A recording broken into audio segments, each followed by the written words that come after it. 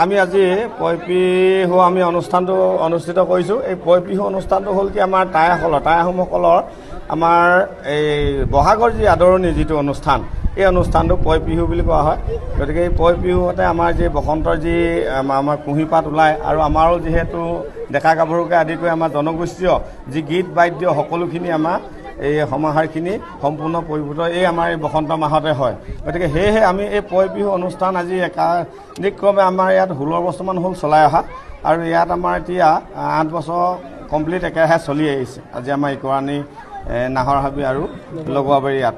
গতিকে আমি সকলো বাসীলৈ আমি আশা ৰাখিছোঁ আপোনালোকৰ জৰিয়তে যে আমাৰ জনগোষ্ঠীয়ে যে আমাৰ এইবিলাক নিজস্ব ভাষা সংস্কৃতি কৃষ্টি পৰম্পৰা এইবিলাক যাতে আঁতৰত ৰাখিব পাৰোঁ, সেয়া জৰিয়তে আৰু সেই সূত্ৰে আমি আমাৰ যাতে জনগোষ্ঠীৰ ঐক্য আৰু সংহতিয়ে আমি বৰ্তাই ৰাখিব পাৰোঁ, সেই সমন্বয়ৰ যি দোলেৰে সেই সূত্ৰে আমি জনগোষ্ঠী আকৌ পৰম্পৰাখিনি আমি আগবঢ়াই আনিছোঁ।